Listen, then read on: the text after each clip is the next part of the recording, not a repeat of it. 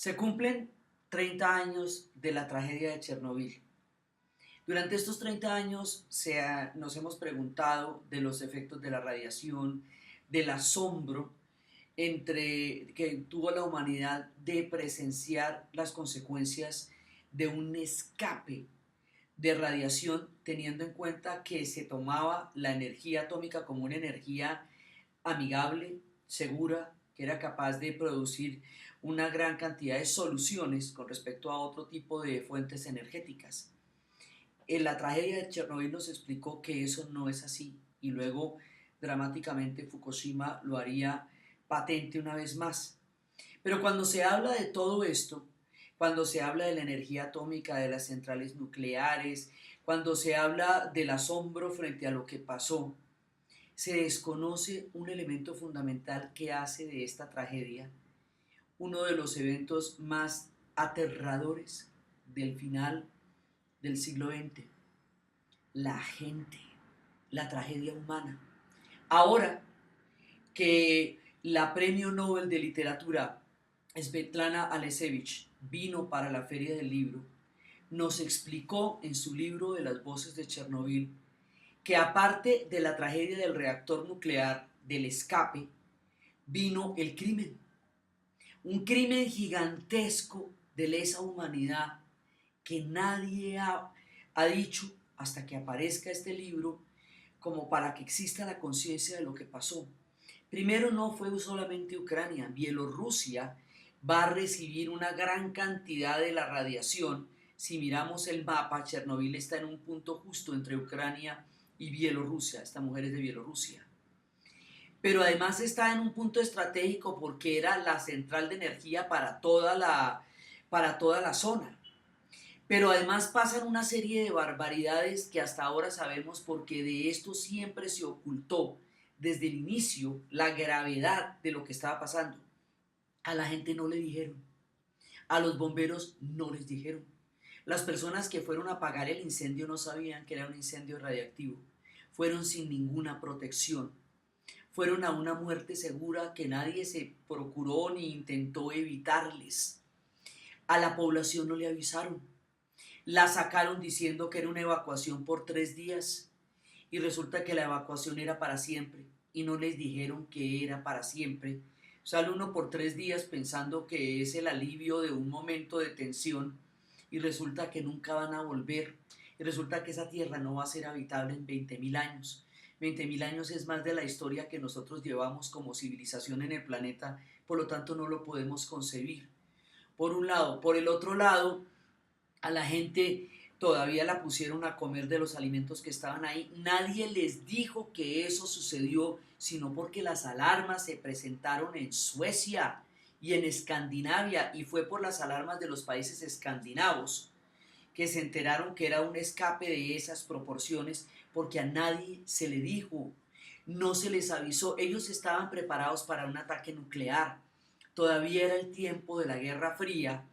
Ellos estaban preparados para las serenas, para los refugios antiaéreos, para la actuación cívico-militar de la población, para un enfrentamiento con un ataque nuclear proveniente de los Estados Unidos. Durante 48 años de Guerra Fría se les había hablado sistemáticamente de lo mismo, de un ataque nuclear. Ellos tenían como referencia la Segunda Guerra Mundial, que ellos llaman la Gran Guerra Patriótica.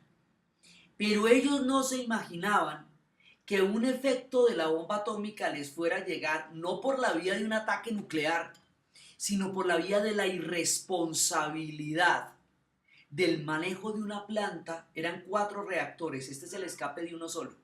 Si los otros reactores se hubieran escapado, Europa sería invivible. No se imaginaban que la tragedia venía de su propio suelo, de un escape, que nadie les iba a avisar que eso era un escape nuclear, que no estaban preparados para nada de los que pasó, que iban a ser las víctimas inocentes de esta tragedia.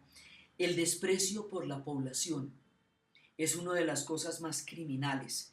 El yodo, que de alguna manera podía contrarrestar en algo lo terrible de la tragedia, fue administrado solamente entre las altas esferas del Politburó que estuvieran en la zona.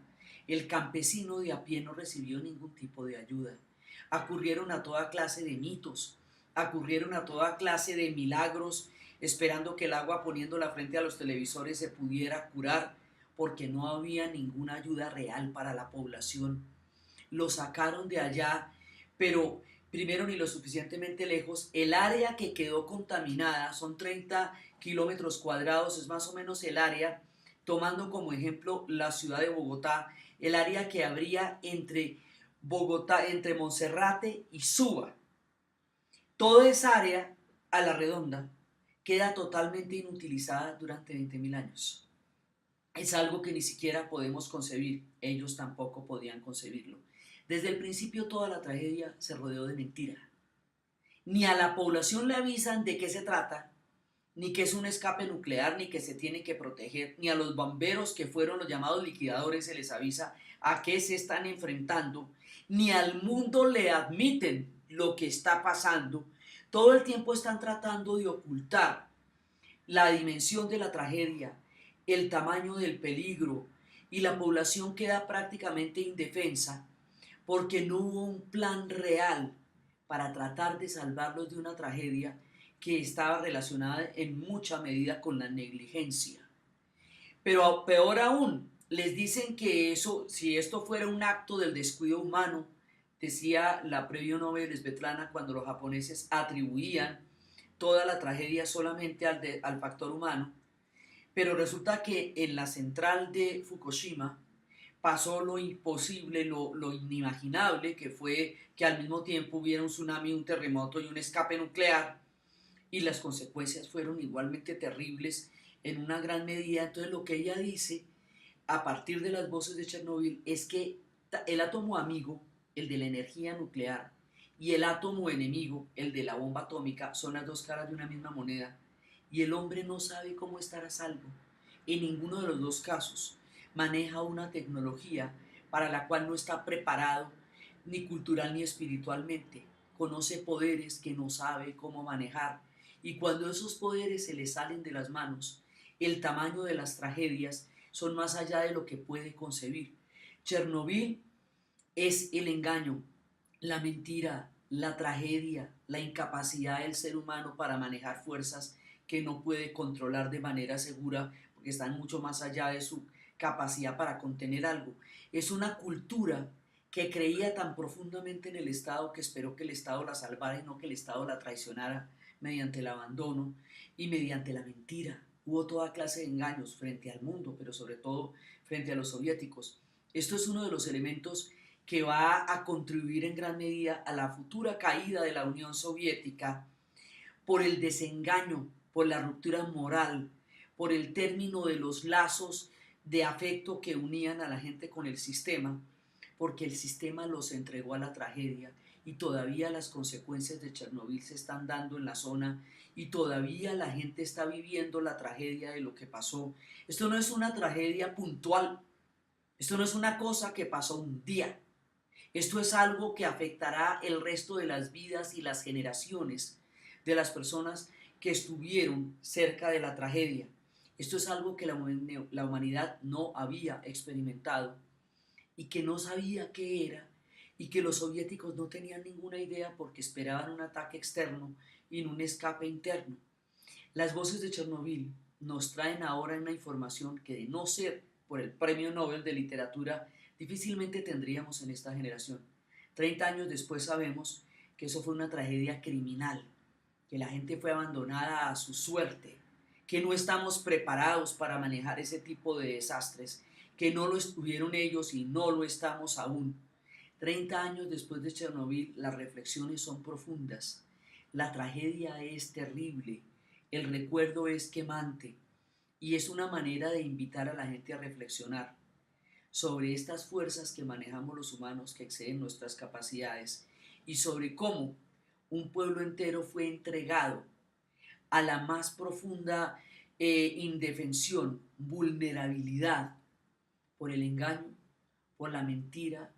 Esto fue una mentira geopolítica, fue una mentira política, fue una mentira humana, fue una mentira científica, y un pueblo entero vivió las consecuencias.